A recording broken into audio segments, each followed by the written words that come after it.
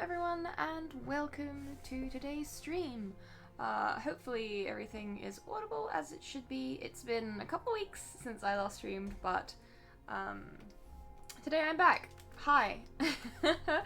Getting back into things with a new character, and yeah, we're just gonna have a chill time, have fun with it, sort of get back into the swing of things. I know last time I streamed, let me just do a quick adjustment up here. There we go. Last time I streamed, I talked about doing a special emote stream where chat can create the characters that we would create some cute emotes for, and I'm still planning to do that. I think that'll be the next stream I do, just so today can be a fairly chill re-entry into streaming. And work on some character pieces, and then next time we will have the fun emote time, and then also I can give more of a warning so that people who are excited for that can make sure they can be there. Hey Queerbird! Thank you so much. Yeah, this character is super fun. I'm already enjoying him a lot. So two of my favorite things to play in D&D are Tieflings, as I'm sure everyone's aware, and Water Genasi, and this character is kind of a mix of both. And he's a Warlock, which is even better because Warlocks are my favourite class. So this is the character we're going to be working on today. I have already gone ahead and done the colour blocking for the skin layer. Lucky you, you guys don't have to sit and watch me do colour blocking for 15 minutes to start us off, which means we can just crack on with shading the skin and making it look real cute. So I'm just going to drag up the references for this character, if I can find them. Oh, did I close the file? No, I didn't. Haha! I actually kind of thought ahead for once. So yeah, we are going to get on with this. So, skin is this lovely kind of rich, slightly greenish blue. And so the first thing I'm going to do is, much like I usually do with these things, is we're going to go in and create a slight blush. And because we're working with a very different skin tone, what we're going to do is we'll do this via the multiply layer rather than just sort of rather than just wing it. I could just wing it if I wanted, and my hair is getting in my face a lot today, but with the multiply layer we've got a bit more control over the colors, and we can just sort of feel out the colors a bit better rather than just assuming I know what I'm doing, because the truth is I don't know what I'm doing. I just sort of learn through messing up, as many of us do. So starting with that kind of familiar kind of eye mask shape that we do. Oh, my hair is getting too annoying. I'm gonna have to tuck it behind my ear. Better. Alright, so we are now gonna just blend in this little blushy blush. The commissioner for this character literally specified on the brief that he has very boy band, K-pop boy band hair, and that made me very happy. So, I'm gonna enjoy this character a lot. Alright, so we have our little blush. What we can do is we can go ahead and mess with things like saturation if we want that pinky purple to come through more, or we could have it a bit less. And I think that's actually okay where it is, so we're gonna stick with that. We're gonna merge down and carry on with the rest of the skin, starting with some shadows. So as we work on our shadows, I'm going to be using blues, which are slightly more into these towards purple, because blood is still nice and red, so it means a lot of the shadowed areas of the skin are going to be tending towards purples rather than just darker blues or greens. And this is a fairly easy way to achieve a little bit more depth and stop your work and character work looking flat, is by introducing colour into your shadows rather than just picking a darker version of the colours you're already using. Depending on the lighting of your scene, it's always good to add a little something to it. Now for very plain kind of flat lighting, which is what I do for these kinds of commissions, the default is usually that your shadows will end up slightly affected by purple and pink. So that is the direction I tend to go when I'm selecting shadow colours. It's definitely not necessarily always what you'll want to pick. If you've got certain lighting in a scene, you'll want to pick something different. But for the purposes of this, my shadows will tend to have quite a lot of purple content in them. Hello Equinox, welcome to the stream. Very glad you could make it. It feels weird. It's been about, I want to say nearly 3 weeks, I want to say, since I last streamed. Because, when was the last one? I was off for a week to kind of get stuff ready for my trip. And then obviously I was away, and now this week I'm back. So maybe it has been a full 3 weeks, gosh.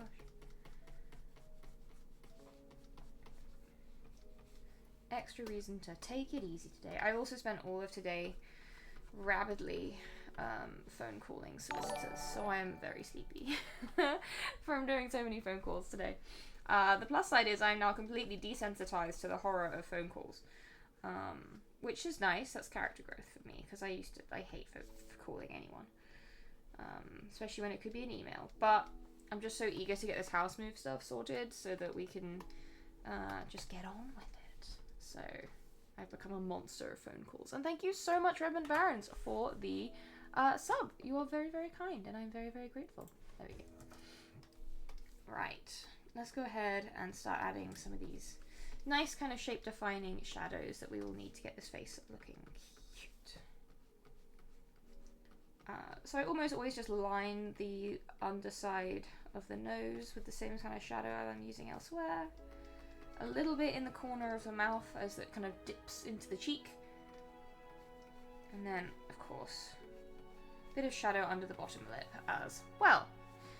Are we going to be a poll for voting emote ideas in the chat today? So, I was thinking for the emote stream, I might give that one a bit more notice so that people know when it's happening and can tune in for that one. So I might say, hey, we are going to do this on Monday. And so people have a bit of time to make sure they're there for it. Because I know there are a few people who are really looking forward to it who messaged me, and I didn't particularly want them to miss it, so I think I will actually schedule that one. And so today is sort of a getting back into the swing of things sort of stream. If you don't know why I'm doing the horns are going to be a different colour. We're focusing on the skin right now. Alright, so with this same shadow colour, we are going to bring this down and do the hands while we are here. How many comms do I have left of this batch? That is an excellent question. In terms of ones currently in progress, I probably have 4 or 5 in progress, and then that is it. That is the end of the list. That is everything. Now, that I will probably still have a few in progress when I take the new list, and that's because I like to have a bit of overlap so that there's not a period where I'm not working on anything, in order to keep paying my bills. So, yeah, I'll probably be opening the new form next week, probably quite early in the week, maybe Monday. I think Monday might end up being the day I choose to do it. Open it Monday night, then patrons, I'll probably give patrons 48 hours to sign up. Obviously, if you are a patron who has the priority benefit, then, you know, if you miss the 48 hours sign up window, you can just message me and be like, hey, I missed it. And I will make sure that you get your spot.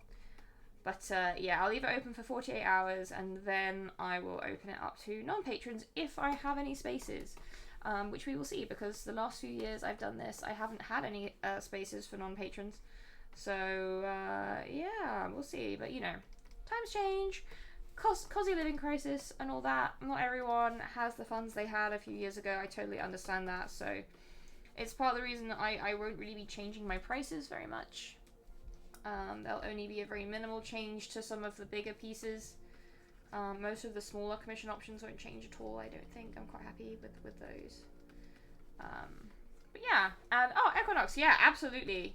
I'm gonna add a bit to the form for emote commissions. So those will be there. So you can specify that you're interested in emotes if that is what you want. Because I didn't obviously have the emotes as an option last year, but they're a lot of fun, so they will be an option this year. Okay, and while we're here, why not just put some of this nice starting shade on the tail? Don't know why I said it like that. I've been playing a lot of Pokemon Z2A, so maybe the French is infecting me. My voice still hasn't quite recovered from my trip away, because once again, shock horror, I got sick on my return, which happens every time, and I'm starting to just now accept that I have a terrible immune system that will betray me. But hey, that just means you get to listen to my gravelly voice for the rest of the stream. Yeah, so this character is one of my last few commissions. He, I believe, is a, he's technically a water genasi, but he has a lot of tiefling features, which is super cute and gorgeous, and people who've been watching my stuff for a while will know that's basically my favorite combination of things ever, is tieflings and water genasi, so yeah, I'm enjoying this one a lot. Okay, that was our first round of shadow. Time for round 2. Once again, we're pushing into those purples a little harder, a little more saturated, a little more purple, and then we will do the next level of shadow. And these are just for those areas that you get much harsher shadows. So the corner of the eye is obviously the main one. Then you get the corners of the outside of the eye as well. Tend to get a nice heavy shadow on them. Under the chin is also a place which tends to want a bit more kind of heavy shadow. Under the ear. And then places where the fabric is creating shadows often will also get quite a heavy bit of shadow on them. Sometimes, given that this character's got quite dark hair, I will also put some under the hair. And then we can bring that over to the hands. A bit more subtle in most places, adding heavier shadow where the hand disappears into the sleeve and where the fingers kind of create shadow over themselves. But again, fairly subtle. Equinox, I see you are filling the shoes of Elleran while our pun meister is not with us. It's a very noble thing that you do. A little bit more over here. But we don't need the shadows to be too heavy. Okay, so with that done, we can start to move on to a little bit more of the kind of differentiation in the skin tone and a few other details. So I'm just gonna go ahead and make sure I have just the references all ready to go. So color-wise, what are we doing with this character's eyes? I do believe this character has kind of purpley eyes. So we have our blue skin. We have a scar on his cheek. His eyes are deep purple. So that's what we'll be dealing with. Oh, first of all, we need to actually do his lips. How could I forget? Drawing hands live on stream. Hey, you know, hands. Look, hands are a gauntlet that I passed through some years ago, and now I have passed through that gauntlet. I can absolutely show off painting hands on the stream. No, I basically just went through a period, it was when I was in my Steven Universe phase, a long time ago, where I wanted to be able to draw hands for some reason. I don't know why it was when I was into drawing Steven Universe OCs. And I just did so many studies of my own hands that I became able to draw them not terribly, let's put it that way. I still use a lot of references to drawing hands, because references are big and clever. Okay, we're gonna grab an even deeper purpley blue just for those really dark bits of shadow.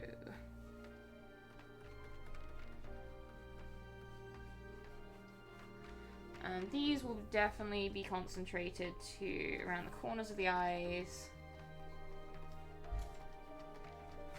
around the eyelids themselves. That's pretty much it, because we don't want them to be too heavy. Okay. What we are going to do, however, is we are going to go ahead. What's this? Oh, this is the bird. Yes, I'm actually going to rename that bird, so I don't forget what it is, and I'm going to rename this line so I don't forget what that is. Wonderful. It is now however time for the overlines layer, which means we're going to add a little bit more depth to the eyes, specifically, of this character's face.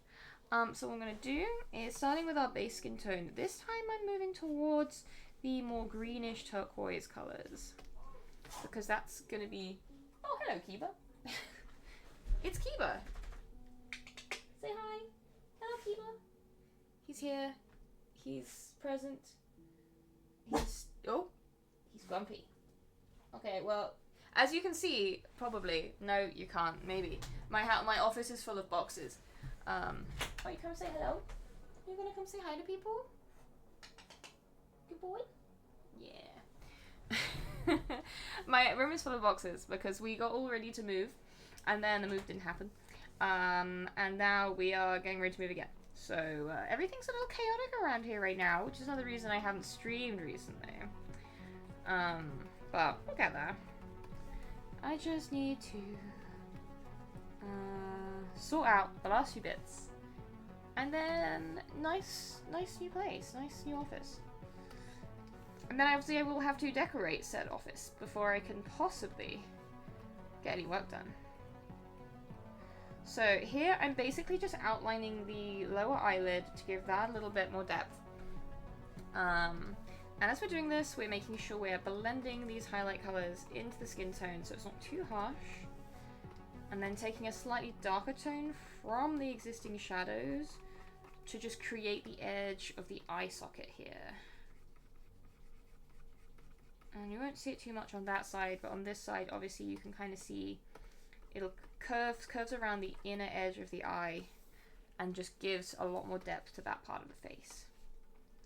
And if you're struggling with trying to make your faces have a bit more depth, I would say that's probably my main tip, is consider adding kind of some shading here and there to suggest the shape of the eye socket. And you can create a lot of good characterization with that. Okay, little shiny tip of the nose. I might actually just extend that up and remove that bit from the line art because it is no longer needed. I know where it is. Embiggen the doggo. Kiba, you wanna come say hi? Oh, Kiba. Oh, come here, monkey. The doggo is being embiggened. He ims. Good boy. It's been a while since you've been on stream, hasn't it? He says hi. He says, why am I here? There's no food for me to steal. There's no bribery to keep me here. Is there? No? Oh, you're so cute. Okay, you can go down now. Thank you, Kiba, for your presents. Anyway, Kiba wasn't embiggened. Good boy. He's just gonna chill. Anyway, where were we? Eye sockets. They exist. And they're cool. Hey, you know, Kiba does have his own emotes. Oh, wrong layer there. Should get them out sometime. There we go, that's the layer we want. Just to bring that shadow around a little bit. Good boy. He's literally just sitting with his back to me like, I can't believe you did that. I can't believe you would pick me up and embarrass me on stream. How could you? Oh, thank you. I would not call this terribly coordinated. I would call this, I need a jumper. But hey, I guess we both have stripes. A bit. No, he's ignoring me now. I've committed cardinal sin of forcing him to make a celebrity appearance without paying him first. In biscuits. So I will now be punished with the cold shoulder. Okay, so we've done the eye sockets. Let's do the eyes themselves. So back down to the skin layer, we are going to go ahead. These eyes will begin with a regular sort of normal sclera rather than a weird sclera, which I wouldn't usually say, but I've had a lot of weird scleras lately. So just filling that in. Then sort of grabbing this purple we've been playing with. He likes ear scratches a lot, actually. So he would very much enjoy that. Yes, he's still sulking. But yes, I've had a lot of cool tieflings with creepy eyes lately, so this is one character who does not have creepy eyes. He just has sort of regular eyes. But his eyes are a nice deep purple colour, so what we're going to do is we're going to start with a really dark, washed out purple, just to give us the base colour for the iris. Like so. Then, I like to go ahead and pop the pupil in next, so that's what we're going to do. We're going to go up to the overlines layer. Now these eyes are sort of looking slightly down and across, so the pupil is actually going to be towards the bottom, like so. And then in order to get that nice purple, we are just gonna softly sort of create a ring around the pupil. One side tends to be brighter than the other when you're rendering irises like this, so it's good to sort of decide which side you want to be in shadow. I'm gonna grab an even kind of really brighter purple to contrast a little bit with the surrounding skin tone. And this will be used to directly ring the pupil, like so. Whoops. And then if you want a little bit of variation tone, we can sort of grab deeper purples just to add in a few places. Just to make the eyes a little bit more jewel toned. And then finally, Elrond's gonna be sad that he missed this. It's time for the shinies layer, which always has to exist. Just to put the little highlight in the corner to get that nice little high shine to the eyes. Wonderful. So, with that done, it is time to think about his... Oh, I just missed a bit of shading over here. But it is time to think about his hair and eyebrows, which is usually what I do next. There we go. Just got to get that little dark part of the ear in there. So we'll start with the eyebrows because we can do this on this layer. So if I just grab the references for this character. Yeah, this is going to be good. Okay, so the hair is going to be, I don't know if anyone's familiar with the kind of oil slick hair color. It's very pretty. When I was younger, I really wanted to do it, but it's quite a lot of work to maintain.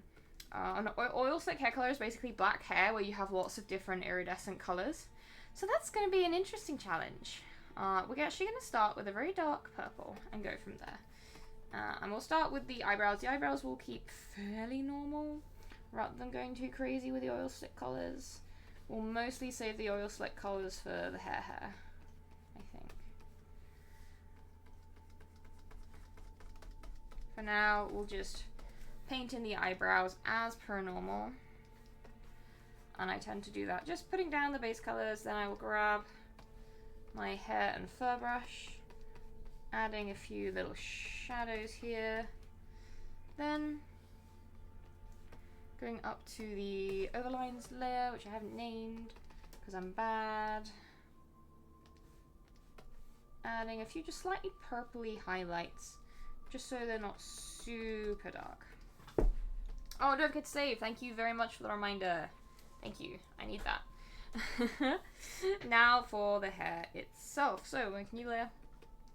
We are going to call it hair. And we will take this sort of dark pinkish purple that we have from before. I might just saturate it a little bit more.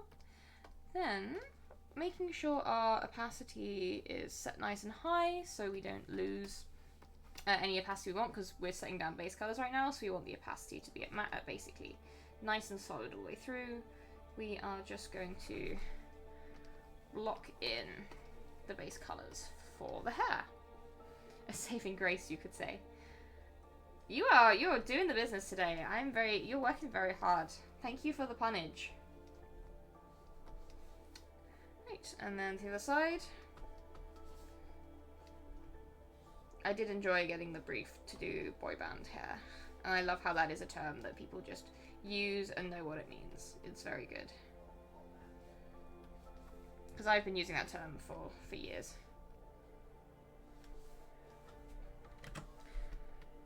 Going around all these edges. I'm gonna leave the feather because the feather is gonna be its own layer, and if we are tidy now, then we don't need to be tidy later. Which, you know, saves me time and sanity. And it's been a very sanity reducing sort of day, so I could do with that.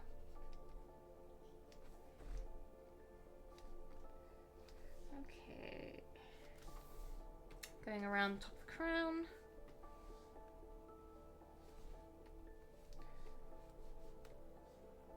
There we go. And then just making sure all of this connects up so we can go ahead and fill it in.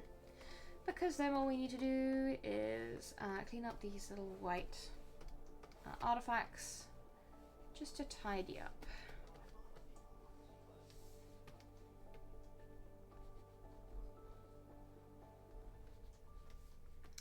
But yes, slightly earlier stream today as well. Lately I've been streaming quite late, but I was like, you know what, today let's have an earlier stream before I make food. We'll see how that goes. I'm still kind of in the period of finding out what times work best for people, so, you know, because I used to basically always stream at 5 p.m. back when I used to stream a lot. So these days I've started doing it later because, I don't know, later felt like it was working quite well. So I thought today I'd just try the opposite and see how it went. Okay, so having tidied up the skin layer, we now have the hair looking cute. So what we want to do, first of all, I think we're gonna start by getting the basic shape and shading of the hair down, and then we will introduce the different iridescent color tones afterwards, rather than try and do it all in one go. So making sure to lock the layer. We are going to start off moving upwards to a purple tone. See, this is why I stream. I couldn't have a constant source of puns if I was just doing this on my lonesome. What on earth would I do without it? So yeah, just basically creating a dark purple gradient where the brightest part is over the top of the crown here. And then the darkest part is just right at the base here. Then what we're going to do is stick on a Gaussian blur to get a nice little gradient. I think that is nice enough. Then, grabbing a darker part of the gradient, but not the very darkest, we can go ahead and start to actually shade the hair. Good, I'm glad that Ellie is working for you today.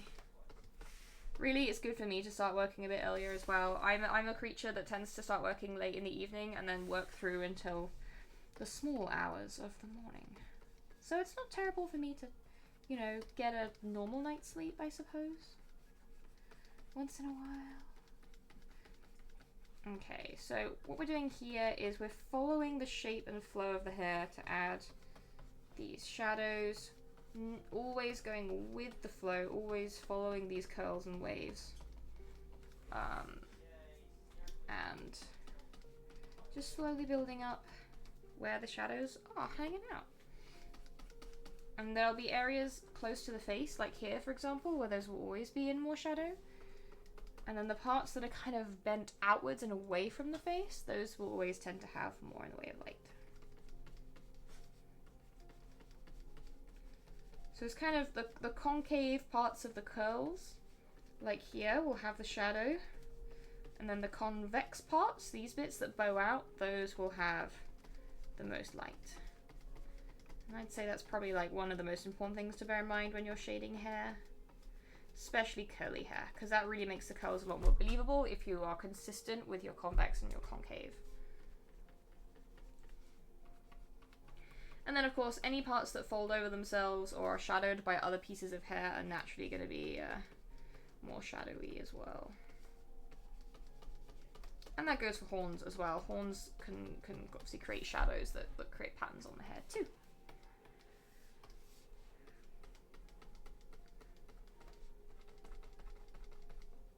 Okay.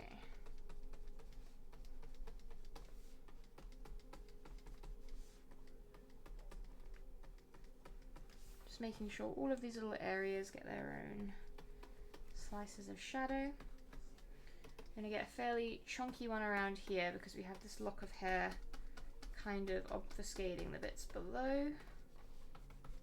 And we're almost at the point where, well, we are at the point now where I need to grab a darker shadow from further down in the gradient because the one we were using was starting to disappear.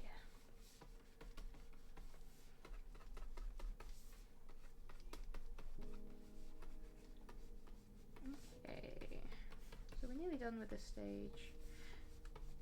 And shading hair is one of those things that really just comes with a lot of practice, and it's more about learning almost formulaically where shadows and light naturally congregate and just growing used to that and able to translate it into any image. Just using some really dark tones for the very bottom part of the hair here. And then zooming out to see, yes, we are quite happy with that. And I'm actually getting quite warm, so I'm going to take off my cardigan. Okay. So now we need to go ahead and add a little bit of light and shadow. So again, feeding our way into the more bluey purples, we are going to use this for adding our first round of highlights. Again, as I said before, these are going to chill on those convex parts of the hair which stick out from the face. Ugh, Kiba, you smelly boy. You are smelly. He's doing... Oh, there he is. He's right over there. You can see the boy looking guilty with his butt in my direction, making stinks. He knows what he's doing.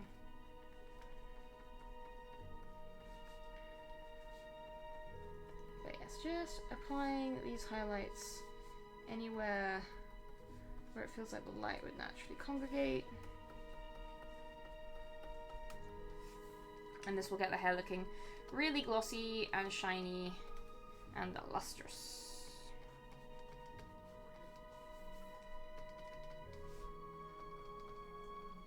Like so. And as we work our way down the hair, what we can do is we can eye drop slightly more subdued versions of that highlight to bring to other areas without it being too much of a big contrast. Where are you? Oh, you're right behind me now. He's moved even closer. You can kind of just see his little ear just down there. he's doing his weeping angel trick today. It is true. It is pretty effective vengeance, to be fair. I don't know why he wants vengeance. It's not like he hasn't already had his dinner. He has definitely had his dinner. He's just clearly camera shy today. Okay, and once again, just taking an even darker part of that highlight to use here. Because we still want the differentiation in tones. We just don't want it to contrast too heavily with the kind of base tones we have on display. Okay, so we now have the basic kind of flow and shape of the hair. It's looking nice and glossy. So what we can do now is I'm gonna jump up briefly to the overlines layer, and we're gonna add some loose pieces of hair just to give it a little bit more, make it a little bit less perfect and uniform, and just add a few bit of wispy bits. I find it makes the hair look a little bit more dynamic and less flat, if that makes sense.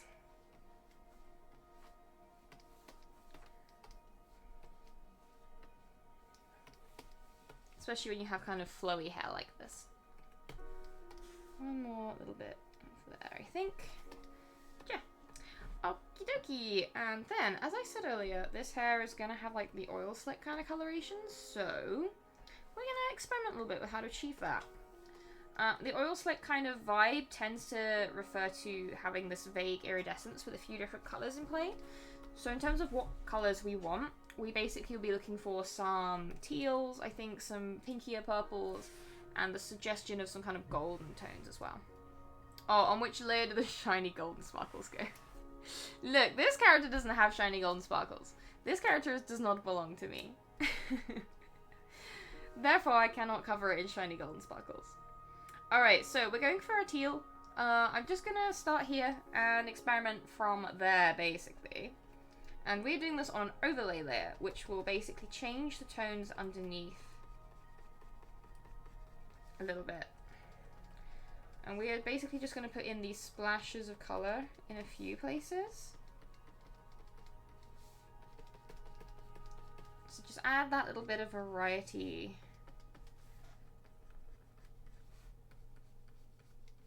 to what we're seeing here.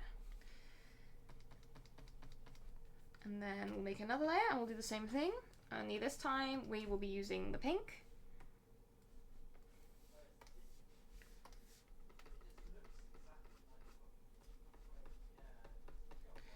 And the reason we're doing it like this is I can kind of edit the levels of these and how much of these we want quite easily, which makes this quite a simple thing for me to adjust.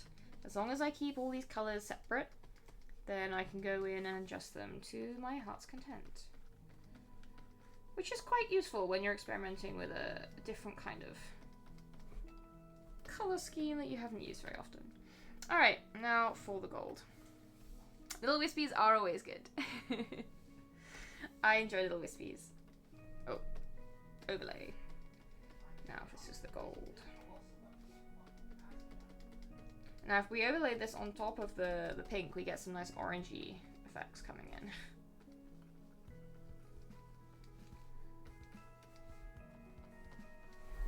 You can kind of see the kind of oil slick style now starting to appear. Now that we have this many colors, they start to interact with each other and give us that effect that we want. You can kind of zoom out and see that in play. It's almost holographic. It's quite fun. And the gold is quite useful for tying those tones together, as you can see. Wonderful. And what we can do now is, if we think that the base hair is a little bit too colourful, we can desaturate that, we can turn that down, or we can add a bit more colour, so it's more of a purple base. I quite like having the purple base. I am almost thinking about lightening it just a touch. And then we can also use the hue slider to make it more, to basically really mess with it, which is a lot of fun. But I'm quite happy with this. And then what we can also do is, if we think these are a little too strong, we can turn down these colourful highlights a bit, so it's a little bit more subtle, which I quite like. And there you have the slightly holographic oil slick kind of hair. Voila, as it were. Alright, so the next thing to do, I think, will be... I think we'll do the horns next. And the interesting thing about this character's horns is they are meant to be a very shiny mother of pearl type colour, which I don't often get requested to do. So this will be interesting. this will be another challenge. A lot of fun new challenges with this character. Come on, Tabs, play with me. Thank you. So, first thing I'm actually going to do, I'm going to stick these together so they're not eating up a bunch of space. Then we move on to the horns. And we are going to start with... We are going to start with, I think, actually a purpley pink. We're not going to start super light. I think we're going to go for about here as our starting point. And... whoops. I just realised this is technically going to need to be clipped to the skin layer. Oh, Kiba is back. He keeps coming back right now. And the thing about Mother of Pearl is that you get a lot of tones here. This is once again going to be another case of a slightly iridescent colour shift. So that'll be a lot of fun. First things first though, I am going to recolor the line art around the horns. Because these horns are very pale, we want the line art to also be nice and pale so it is not taking away from the horns. Wonderful. So... back on track. The first thing I'm going to do is we need to introduce some shadows. And this is going to be one of those weird ones that I'm going to do mostly manually without multiply layers and extras, because the way the colors interact with pearlescent tones is so complex, I really just need to hand paint it all. So there are no shortcuts here.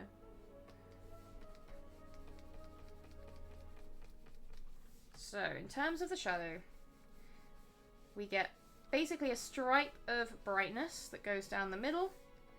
Then our shadows encroach from the sides.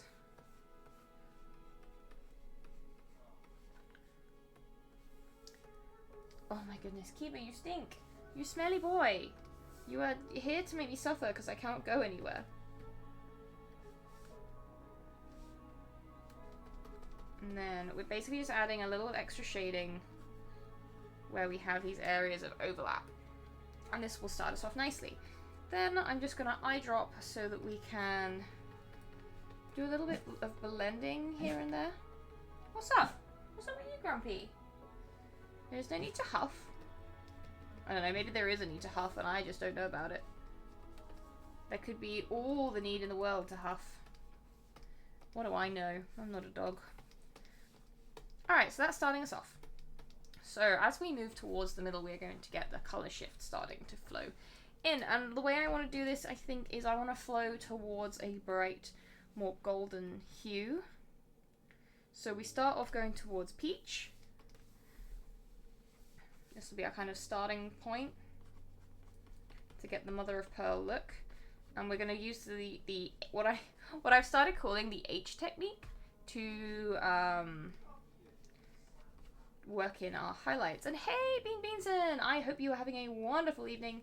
Mine is going very, very chill, much more relaxing now than it was earlier. Today has been a day of phoning, many phone calls to solicitors and agents and all sorts of things to try and get people moving, because people are slow and I want to move house before Christmas.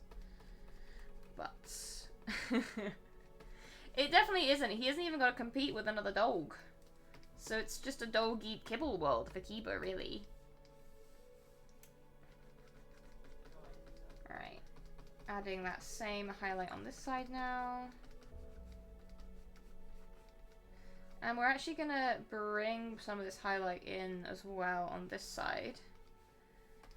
And now is about when we're going to go up to the overlines layer, because things are going to start getting all shiny, and basically the line art is, at this point, just guidelines.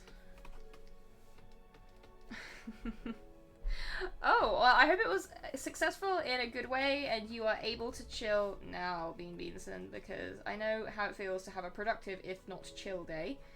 So I wish you only the most chill evening. Right, we've got the peach. It's looking peachy. Now we are going to jump up to the yellow for the center of the highlight to get that nice pearlescent tone shift. There's a lot of cool pearlescence and iridescence in this character that's going to be fun and different. Okay, move across to this side.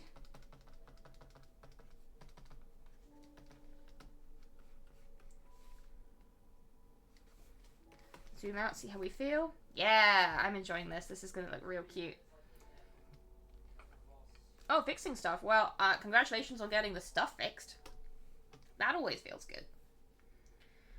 Right, we're going to zoom down actually to purple and use that as our sidelight color, because that's how this tone shift is going.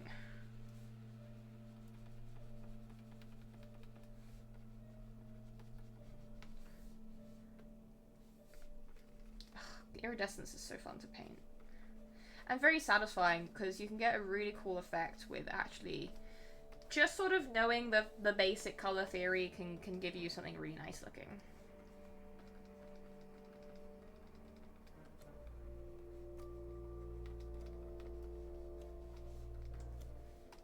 And then a little bit of blending too can make all the difference. Lovely. So you have that kind of pinky level at the bottom, and that is going to move through the spectrum into blue because I want it to, and I want a little bit of blue to tie in the bluer tones we have elsewhere. Just a little.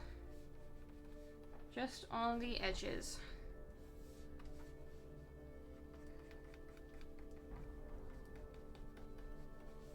Like so. And Kiba has decided there is something to huff about, so he will huff. There we go. What's up, Huffy?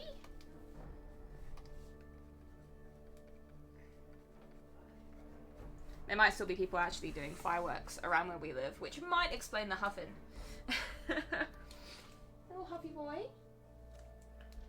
He's still sitting right behind my chair. I cannot move my chair or disaster will strike.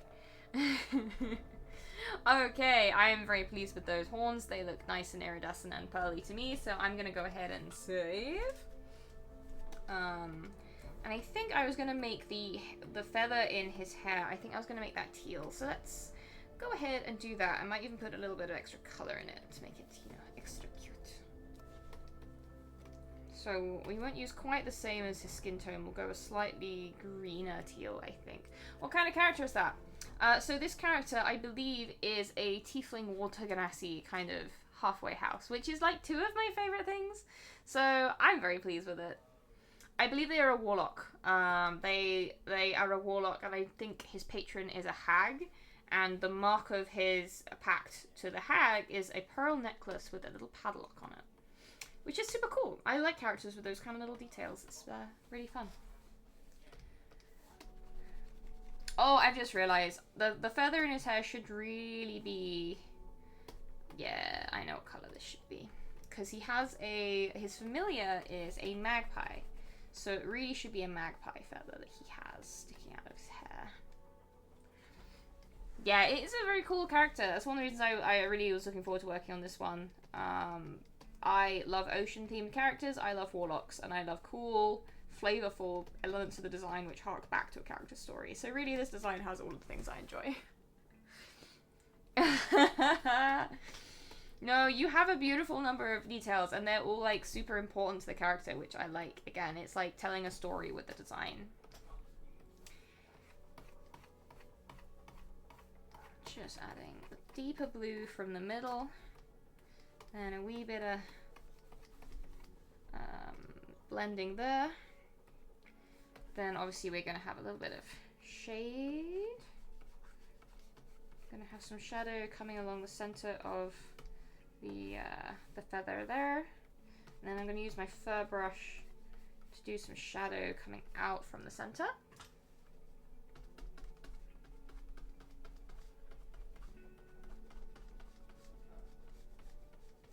Like so. And then, because this is a magpie feather, we are going to need the little white tip slash edge to it, which will be right at the end.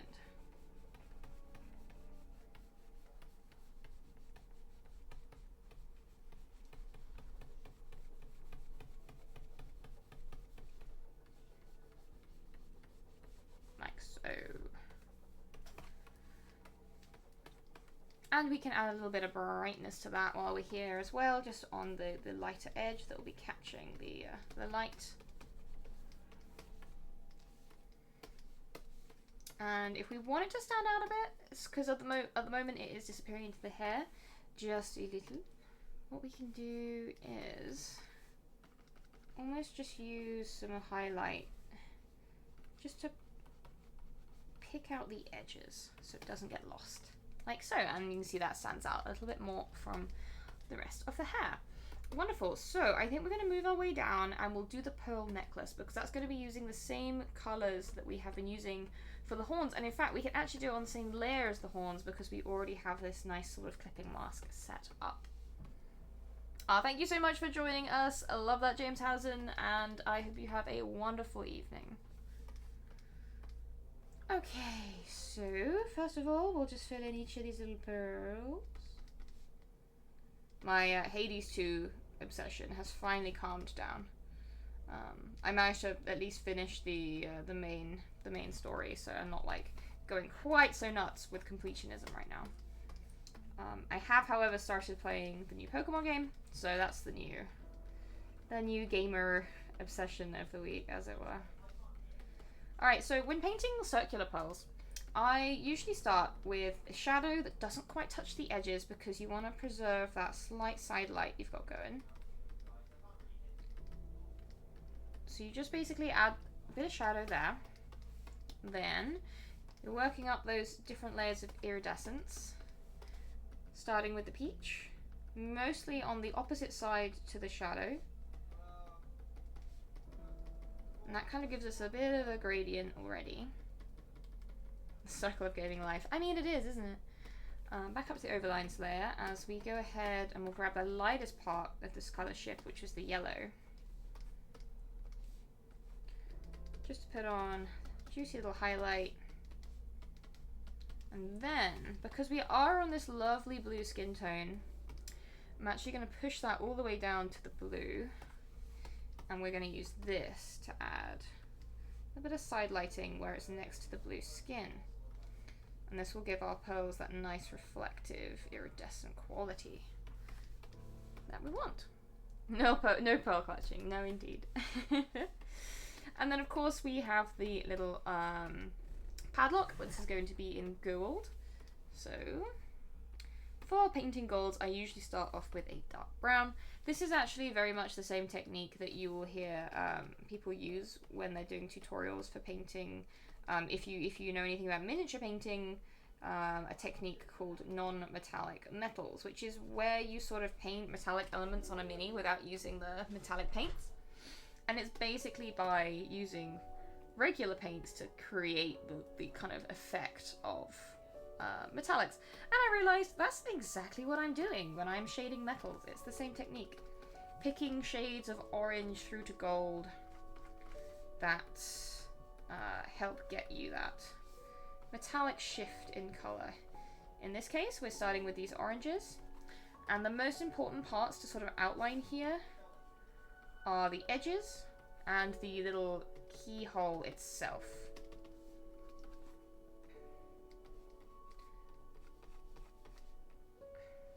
That's our first level. Then up to the next level is when we get into the nice rich gold colors.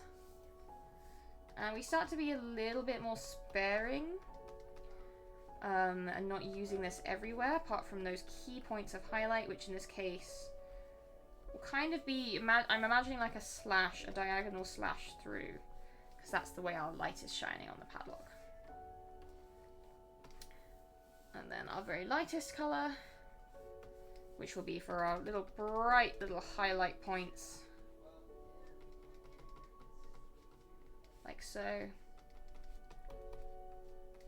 And then what we can do is with a slightly more desaturated highlight color, this can be used for, again, those side lights, because they are there, and something that will make all of your metallics look a lot more realistic is adding that little bit of reflected side light from whatever it is they're on or is behind them. There we have the cute little lock. I'm going to zoom in just briefly to just make the actual keyhole itself stand out a wee bit and add a couple of darker elements here and there, just so our contrast is nice. There we go. And then even at that little tiny level of detail, you can still get something that looks quite nice. And we are going to save.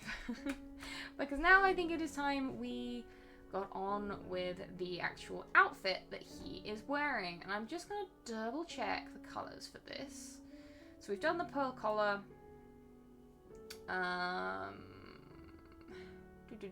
So we've got a dark shirt. We have this little overcoat. And fairly neutral looking pants as well. And dark boots. So we're doing a dark shirt colour. So in terms of deciding the best colour for this shirt, I think what I want to do is actually go for a dark purple.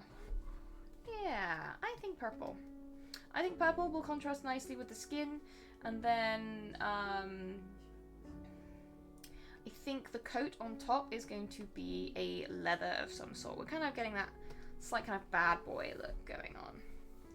So, making a new layer. Am I going to change my mind? No, I'm going to commit to purple for now. And I will see if I change my mind later. But I quite want to do quite a pinkish purple, I think. Make it quite kind of aubergine-y, if that makes sense. And now we will just use that to start blocking in the undershirt. And I'm just going to switch my tabs around. There we go. Lovely. So, undershirt. So we have a little bit of the collar peeking out here. Keeler has spotted intruders. Which basically means anyone existing on the street outside our house. And we're going to try and pay close attention to these edges and make sure we don't go over them.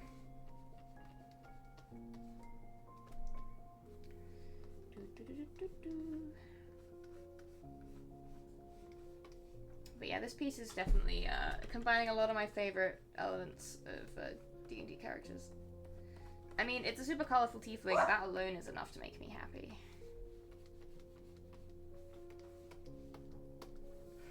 Oh, Bean Beans, and thank you so much.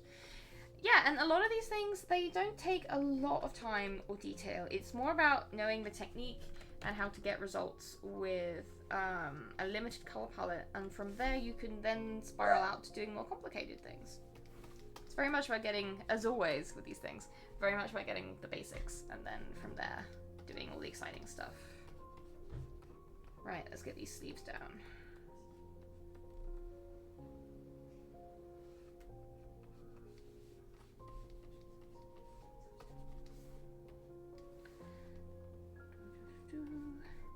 which means you guys get to see me shade sleeves and explain how much the fabric folds make no sense, but you kind of just gotta, oops, make it up as you go along anyway.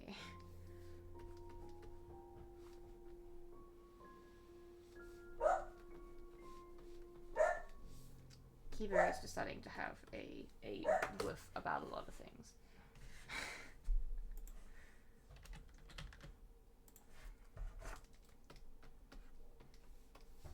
He has opinions. He's not having them in here though right now.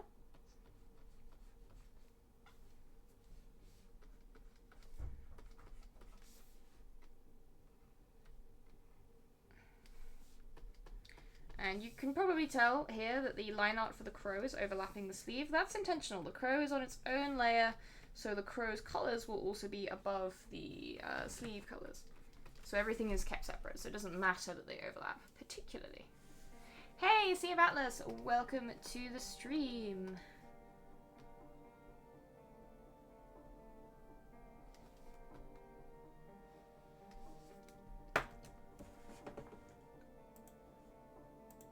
Quick message.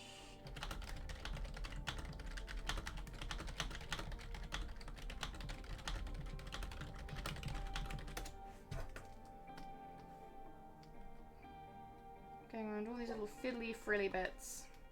Because who doesn't like a frilly pirate shirt? And then other side.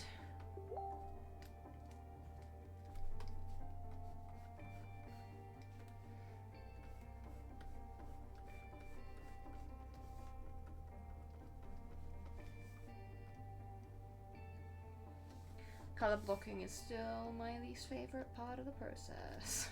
It's just the boring part. There's nothing interesting for me to say about color blocking other than don't go outside the lines. And another program could probably do this for me.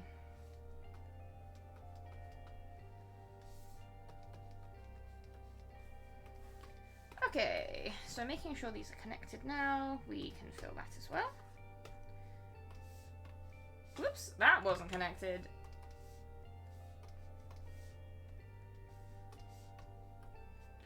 Okay. Now we can fill these in.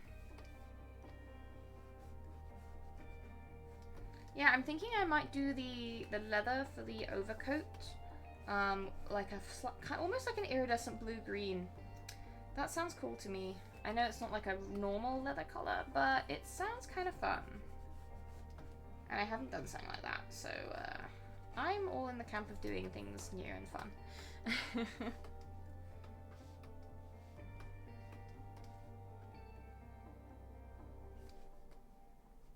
But yes, I won't usually stream on Thursdays. This was just kind of because I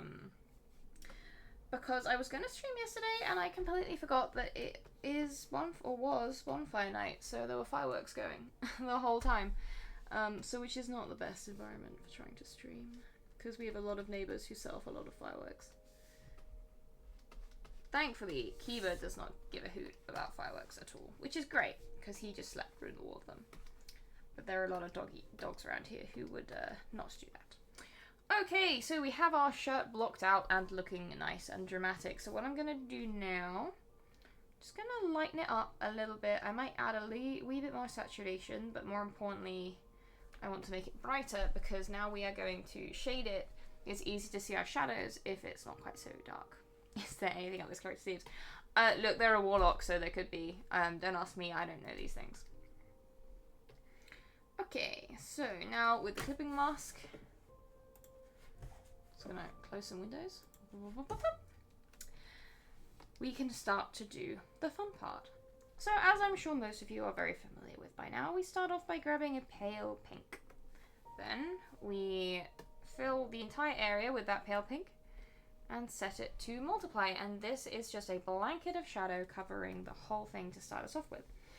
And we're going to start with the chest area of the shirt that we can see, grabbing a white brush, making sure our pen opacity is 0% to start us off with. We then start to, using white paint, remove the shadows. Now, you tend to get a broad bit of light across the middle of the pectorals, which doesn't have the kind of dramatic W shape that you're probably familiar with when I explain shading around the bust. So instead of that, it's a much more gentle sort of graduation of a light to dark. You get like a little bit of shadow here underneath the pectorals, but it's nowhere near as dramatic as if you're painting a character with large cleavage. But then you will tend to get a bit more bright light here, where you get the fabric kind of ruching up around the tummy.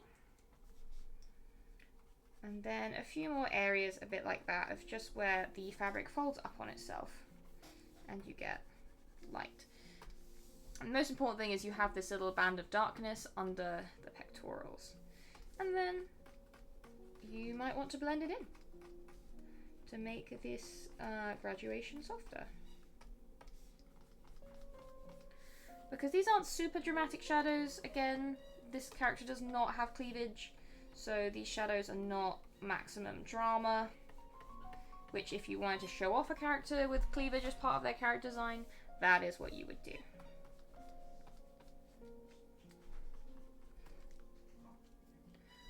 And then there are a few areas we'll put shadows back in, such as just where the shirt overlaps itself there. And where the collar kind of overlaps. Then of course you're going to have shadow coming down from the coat on top, but for that what we're going to do is grab some darker shadows and add it in using those. And we can use these darker shadows also to kind of highlight where we have existing shadows.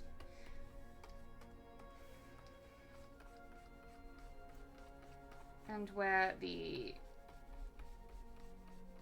kind of jacket is creating more shadow. And we'll have, I say, this deeper shadow coming in from the edges rather than the middle.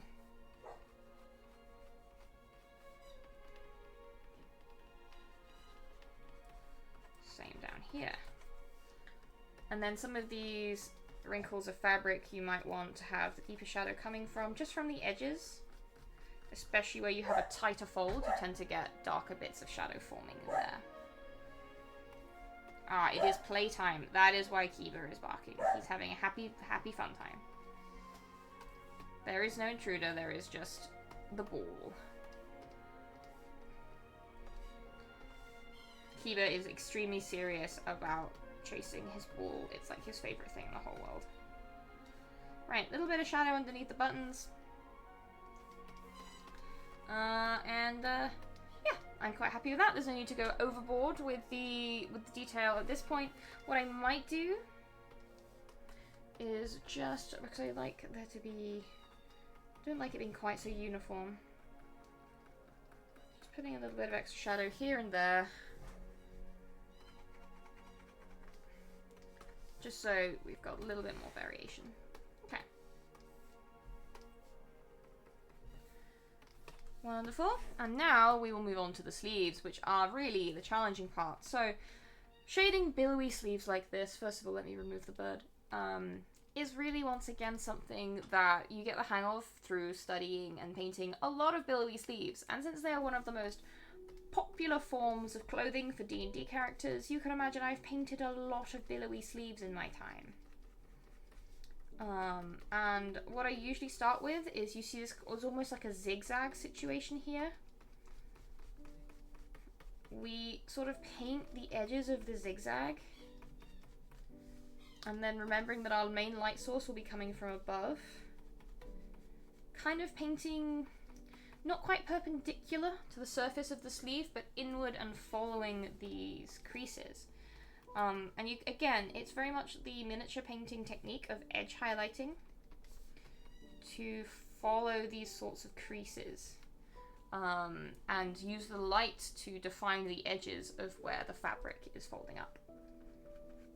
And then there are a few other techniques that can be handy, such as knowing how to shade things like cylinders when you get to the wrist portion. Usually the kind of widest points of the sleeve, so here, will attract a lot of light. And then using what I still call the H method, where you have these weird sloppy H sections. When you have strips of fabric. So it's kind of, I don't know if you can kind of see, it looks like an H, and then you join it in the center. And often I will blend these a little bit to make them a bit softer. But the H technique I use for a lot of fabric shading. I might do a little step-by-step photographic tutorial on it at some point. I'll put that on my Patreon if people are interested. Which reminds me, speaking of Patreon, if you have ever wanted to commission work from me, I don't know why I said it like that, I'm planning to open my commissions next week, probably on Monday. And they will be open for 48 hours, basically for my patrons, so people who are members of my Patreon, to sign up and grab a slot for 48 hours, because my patrons have priority. Once that window is closed, any remaining slots will be available for anyone else who is not a member of my Patreon to grab, and I will make a post about it on socials, all that jazz. However, the last few years they've been completely filled up just through Patreon supporters, which is honestly incredible. You guys drive, I'm always very much appreciative. But it does mean that if you really want to get a commission from me, the best thing to do right now is sign up to my Patreon, because then you can make sure you do. You don't have to be a member forever. I totally am aware that a lot of people will sign up just for that, just for when I open commissions, and you know what? That's okay. But yes, so commissions will be opening next week. I only open my commissions like once a year, so if you want an idea of how long you'll have to wait for the next one, it'll be about that. So yeah, if you fancy it, please do consider commissioning me while I continue with sleeves. And thank you so much, Sea of Atlas. I try to make things somewhat informative, and I think shading weird, voluminous, fabric-y sleeves is one of the hardest things I learned to do. Or one of the things I found hardest when I was learning to paint. So having tutorials helped me out a lot. So I try and say things I find useful as I do it. But yes, as you can see, this is the first stage. This is just removing the shadows to add the light. So the next stage is adding darker shadows. So this is the kind of the basic shadow level we're on now. What we're going to do, we're going to grab the darker shadow tone that we've already used over for the middle part, and we're going to start to use this for areas where we have more shadow, most obvious being the shadow cast by the overcoat sleeve and under the arm. And from there, it's just a matter of identifying where else these darkest shadows are going to appear. Obviously you get a lot coming out from under the arm because this is an area that is in shadow. And after that, it's kind of, again, a process of observation and knowing how fabric works. Which, again, is something that comes with time. Some of these want to be very soft, such as this one up here, which I'm sort of blending in with the rest. Some of them want to be quite harsh. And again, it all depends on where the shadow is in the sleeve. So, for example, down here, it's going to be quite soft, as it is here and here. And often we'll need to tidy up as well, because you can see that using the big brush goes outside the lines, so I'm just going around to neaten that up again once it's done. And then we're going to have some sharper ones down here as well. Gosh, what should I have for dinner tonight? I haven't cooked yet, and I'm hungry. But also, I'm very eepy.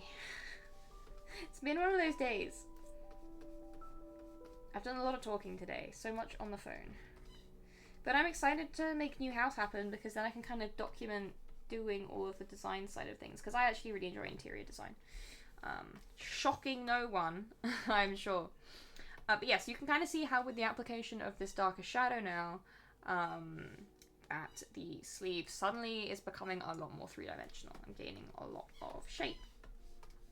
So let's just continue adding this darker shadow, especially inside the little cuff.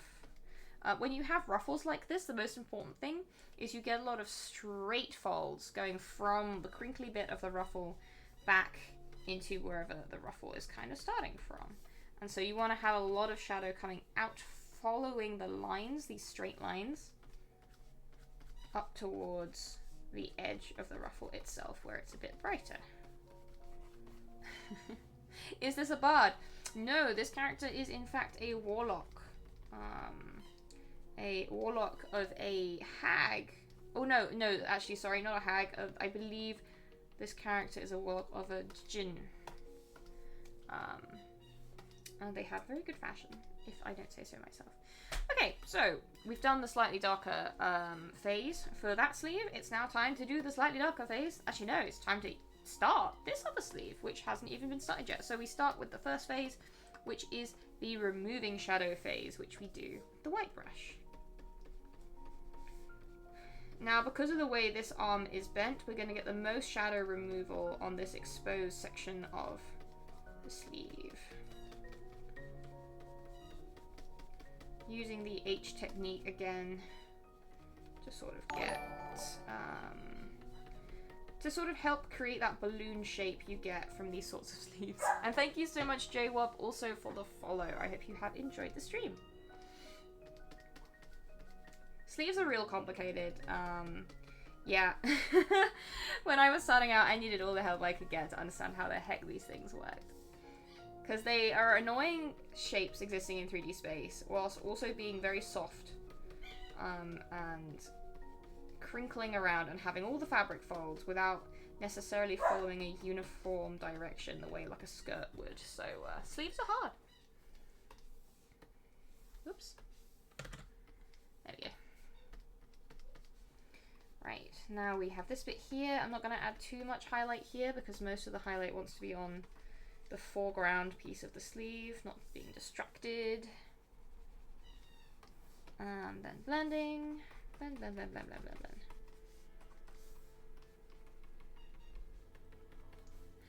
Wonderful. Then we will also... I add a little bit of lightness around the edges of the sleeve here because the fabric is obviously not the thickest fabric. So where you have it very much on an edge, it's almost going to be a little tiny bit translucent. So it doesn't hurt to lighten it up on those edges.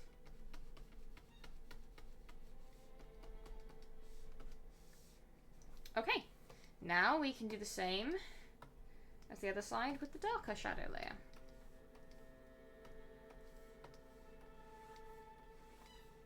Once again, the greatest shadows coming from the armhole.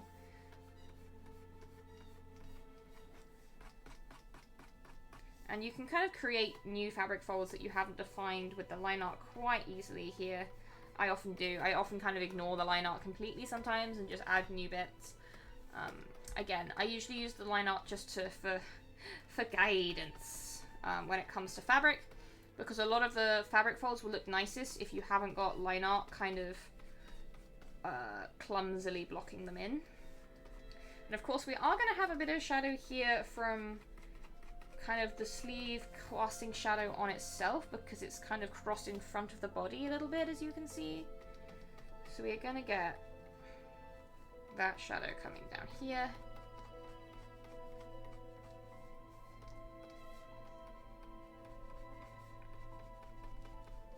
And then again, it's usually darkest at the point from which the fabric fold fans out from, which in the case of this sleeve is right next to the wrist. Adding another little extra down there, and a little darkness down there, just to sort of again separate the sleeve out. And then finally, the inside of the ruffle. I want that to be nice and dark near the wrist itself, because the wrist is casting shadow. And then again, following those straight lines to flare up towards the surface of the ruffles. And there we go, the basic shading for both of these sleeves. However, we are not going to stop there, because there is a lot more fun we can have with this fabric. First of all, highlights. And basically what I'm going to do now is show you how to get a really nice satiny, silky effect with your fabrics. So this I'm actually doing on the overlines layer, so we do not need to worry about the line art at all. And what you want to do is, first of all, select the base color of your fabric. And then you want to pick a direction for the color shift. Now, this is basically what you call shot fabric in the fabric world, which basically means that when a fabric catches the light, the color it shines is slightly different from the base color, and this is how you get a lovely iridescent effect on silk and satin. So we just need to decide which direction we want this fabric to shine. And I think for the purposes of right now, I want it to shine towards blues and turquoises. So we're actually going to grab the same color but much shifted down the spectrum. We are going to lighten it up and saturate it a little bit. Oh, also Bremen, yes, we did officially reach the number of subs we needed to unleash my old DeviantArt account. We did that last stream, so if you didn't have a chance to see it then, someone else who was in that stream might be able to copy and paste for you. Otherwise, I will probably drop it again at the end of the stream, because it was very funny. Okay, so iridescence. What we're going to do here is we are purely sticking to the points which catch the most light. And we are working with a very gentle touch, so that the light we're putting on is not too much. And you will often get a concentration of light around these harsh crinkles, which is a scientific term that I'm now using for them. So we're obviously going to have quite a bit of light up here.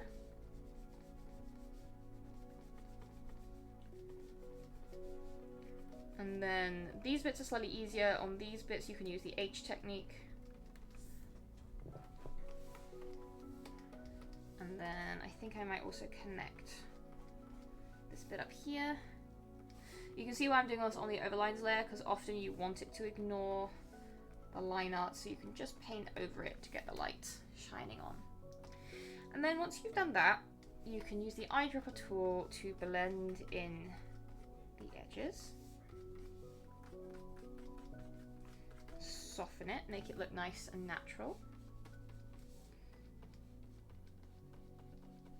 And sometimes you want to take it further, but not use the full colour to do that. Kiba is once again shouting. Kiba would also like to see the DeviantArt.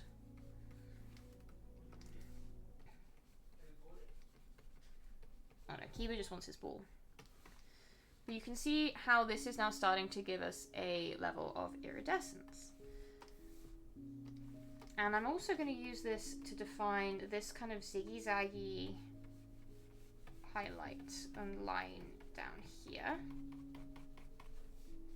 And basically you can use it to really replace a lot of the line art here with a much more dynamic edge highlight that really makes the fabric a lot more interesting.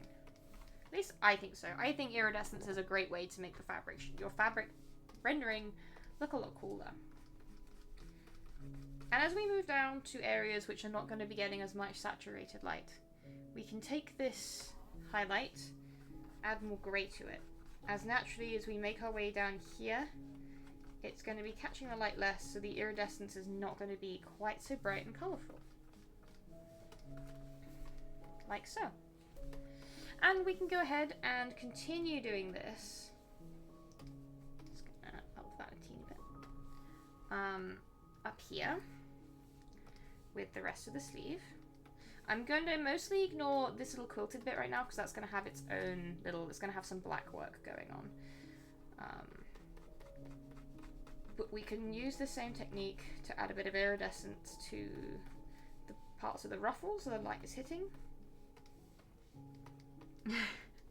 Oh gosh, Equinox, you're doing great. Elleran, it's as if Elleran was in the room, only you have brought it yourself. Again, you can go fairly subtle on this. You don't have to go crazy with it. One thing I do quite like to do is add highlight to the edge of these ruffles. That just helps pick them out. And this doesn't need to be in the iridescence color. This can just kind of just be a regular highlight. But I feel it helps them kind of stick out a little bit and look cute. Looking cute is what we want. Okay, now I'm going to bring the same iridescence technique to the other side. And, of course, around the chest. We're not going to have quite so much going on over here because the fabric folds are a bit less dramatic and you get the most iridescence where you've got lots of fabric kind of crunching up. So here, for example, you can kind of see it coming in there.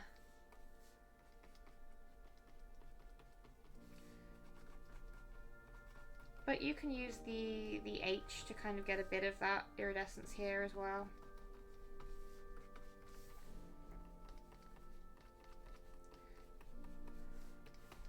And what I might do is just take a really big brush, because we've got this flat surface where it's stretched out over the pectorals, and just really softly hint at the more purpley blue up here. There we go.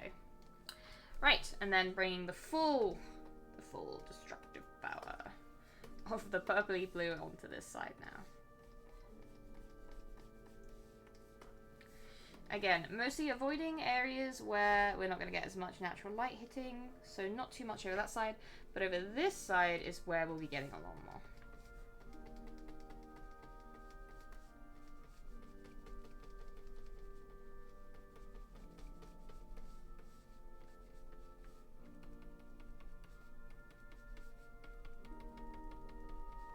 Especially where the sleeve kind of puffs out and away from the wrist. Gets a lot of this nice iridescent highlight.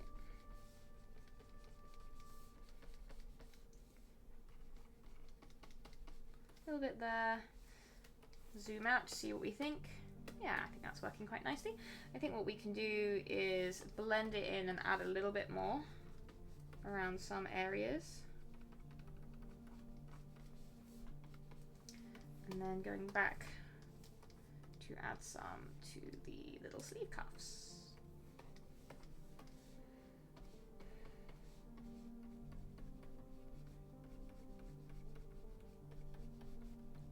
Like so.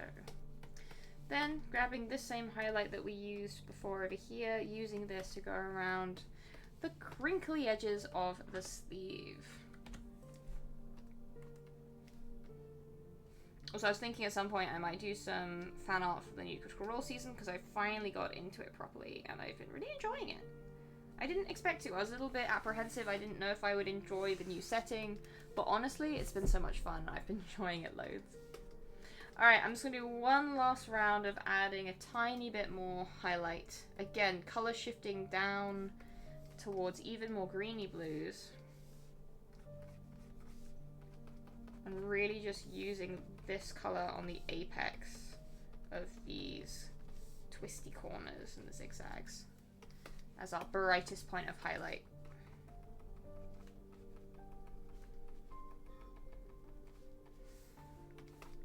Because, hey, this fella has a good dress sense, he's gonna dress fancy, and I want an excuse to paint satiny fabrics. And show you guys how to paint satiny fabrics too. Because it's fun, and you can get some really cool effects. Like, there are endless color combinations you can use to do this with, and it's really fun to see what you can come up with.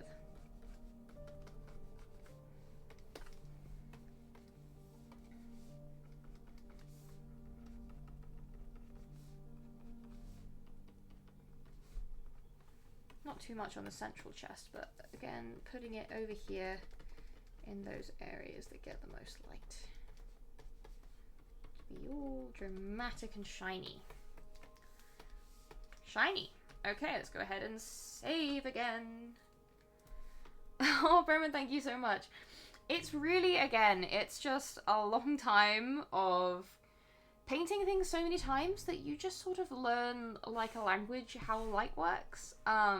There's a really, really good book by the artist behind, who did a lot of the design work for Dinotopia, actually. Oh, crikey, I cannot remember off the top of my head. But I believe the book is called Painting with Light, and I will admit, I haven't properly read it. But I own it, and that's half the work, right? But anyway, it's meant to be the de facto guide if you want to really become a master of painting with light, which I am not. I just have a few specific applications, such as this that I enjoy doing a lot. Okay, next thing to do. I want to add a little bit of black work. Basically, this crisscrossy embroidery pattern you often see in Elizabethan costumes and shirts. And it's lovely black embroidery, often combined with smocking. That adds a really bit of elegant decorative decoration to a piece. And it's literally just black embroidery, often around the neck and at the sleeves. And it's just one of those things that's quite indicative of Elizabethan textile design. There's a bit of fashion history for you. I actually have quite a big interest in fashion history. I find it fascinating, which is unsurprising considering the amount of historical costumes I make for LARP. The LARP I was at, where I was away last week, was a Regency LARP, because I have quite a considerable Regency wardrobe at this point. And it was a lot of fun. I love dressing up in historical fashion. It makes me happy. And one thing that I am going to add a little bit of interest to the sleeves, is we're actually going to add some tiny little pearls as decoration. Little seed pearls. Because this shirt is truly the most flamboyant shirt. And I haven't painted a lot of flamboyant boys lately, and flamboyant boys are one of my favorite things to paint. So I'm going all out. So we have our little pearls, and we're going to do the same over here.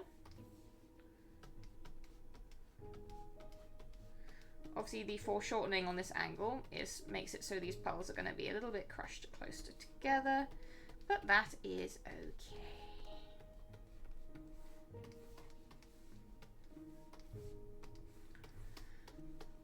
Decorative pearls, looking cute. Lovely. I think I'm going to paint his nails. So we're actually going to grab... Oh, I realized something I didn't do earlier. Oh, can anyone guess what it is? Can anyone guess what I forgot to do? Oh, Equinox, I'll have to double check. I probably did, but in case I missed it, now I need to look.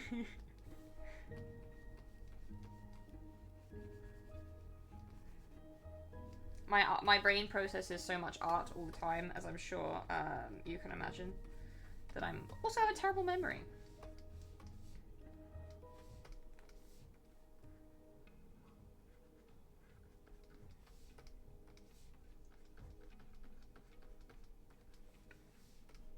So I will check that out in a bit.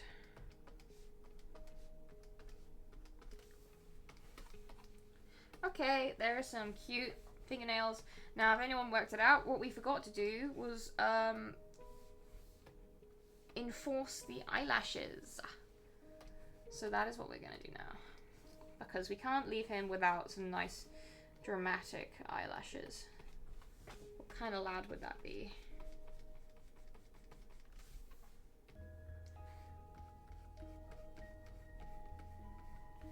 And then we're actually going to drop a little bit darker because we've quite a lot of dark tones here and we don't want things to get lost.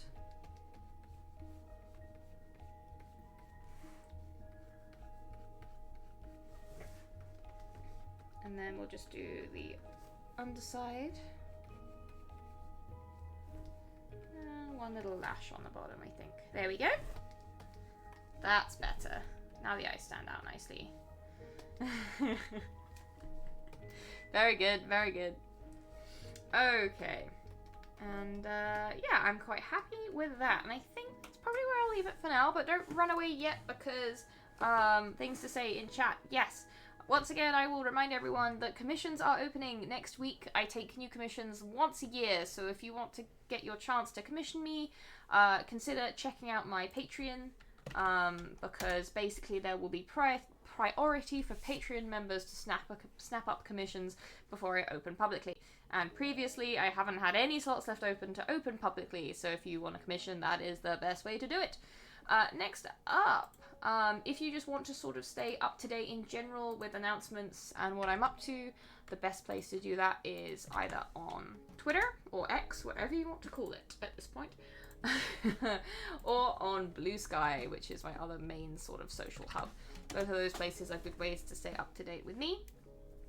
Finally, If you join either the Patreon or if you join me on Twitch, if you subscribe to me on Twitch, which, by the way, if you have a Amazon Prime membership, you will have a Twitch Prime sub that you can give away for free. You know, just to consider if you want to support my work and all that. But if you are a member in either of these two ways, you will be able to access the Discord channel, where we chat about art, we chat about role-playing games, and people are welcome to share their own art for feedback, critiques, or just to show off what they're capable of, because not everything has to come with a critique. But yes, I think that is probably everything for today. Thank you so much for joining us. Oh yeah, the old DeviantArt was talked about in the Discord. I will probably share it in there. But yeah, that's everything for today. Thank you so much everyone who joined me for a nice chill stream. It was lovely to hang out with you all, and I will see you all next time. So until then, bye bye.